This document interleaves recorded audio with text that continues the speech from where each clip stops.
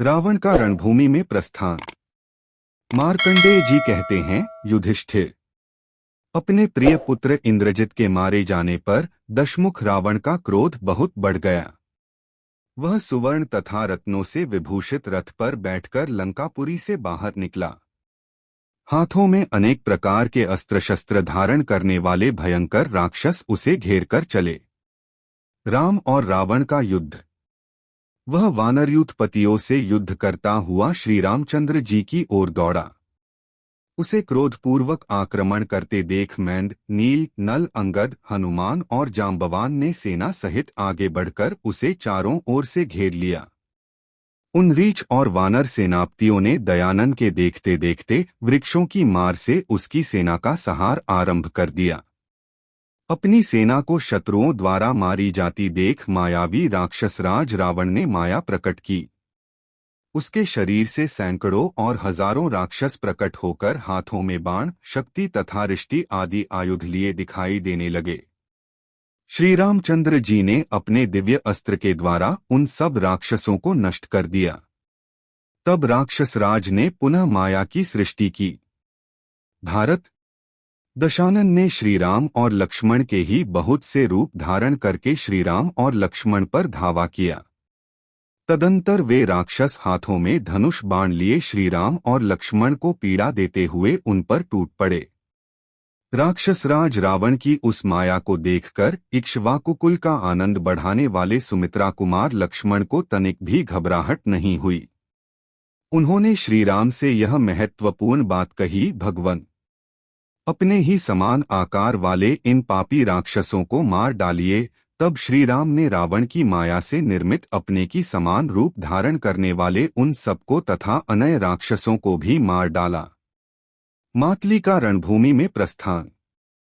इसी समय इंद्र का सारथी मातली हरे रंग के घोड़ों से जुते हुए सूर्य के समान तेजस्वी रथ के साथ उस रणभूमि में श्री रामचंद्र जी के समीप आ पहुंचा। मातली द्वारा इंद्र का संदेश देना। मातली बोला, पुरुष सिंह, यह हरे रंग के घोड़ों से जुटा हुआ विजयशाली उत्तम रथ देवराज इंद्र का है।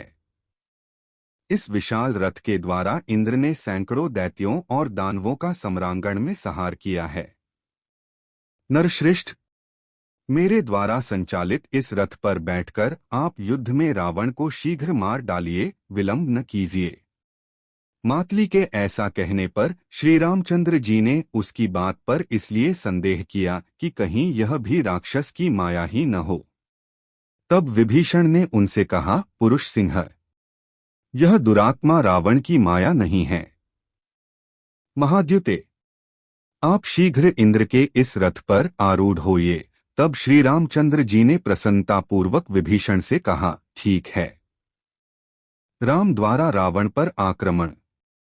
यूं कहकर उन्होंने रथ पर आरूढ़ हो बड़े रोष के साथ दशमुख रावण पर आक्रमण किया।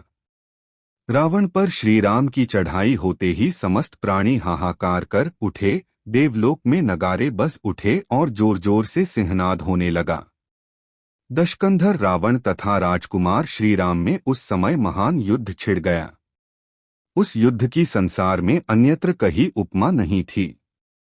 उनका वह संग्राम उन्हीं के संग्राम के समान था। निशाचर रावण ने श्रीराम पर एक त्रिशूल चलाया, जो उठे हुए इंद्र के वज्र तथा ब्रह्मदंड के समान अत्यंत भयंकर था, परंतु श्रीराम ने तत्काल अपने तीखे बाणों द्वारा उस त्रिशूल के टुकड़े टुकड़े कर दिए। उनका यह दुष्कर कर्म देखकर दशानन रावण के मन में भय समा गया। फिर कुपित होकर उसने तुरंत ही तीखे सायकों की वर्षा आरंभ की। उस समय श्री रामचंद्र जी के ऊपर भांति भांति के हजारों शस्त्र गिरने लगे तथा भुशुंडी, शूल, मुसल, फरसे, नाना प्रकार की शक्तियां, शतघ्नी और तीखी धार वाले बाणों की वृष्टि होने लगी। राक्षस दशानन की उस विकराल माया को देखकर सब वानर भय के मारे चारों दिशाओं में भाग चले। तब श्री रामचंद्र जी ने सोने के सुंदर पंख तथा उत्तम अग्रभाग वाले एक श्रेष्ठ बाण को तरकस से निकालकर उसे ब्रह्मास्त्र द्वारा अभितंत्रित किया। रावण का वध। श्रीराम द्वारा ब्रह्मास्त्र से अभिमंत्रित किए हुए उस उत्तम बाण को देखकर इंद्र आदि देवता तथा गंधर्वों के हर्ष की सीमा न रही। शत्रु के प्रति श्री राम के मुख से ब्रह्मास्त्र का प्रयोग होता देख देवता, दावन और किन्नर यह समझ गए कि अब इस राक्षस की आयु बहुत थोड़ी रह गई है। तदंतर श्री रामचंद्र जी ने उठे हुए ब्रह्मदंड के समान भयंकर तथा अप्रतिम तेजस्वी उस रावण विनाशक बाण को छोड़ दिया।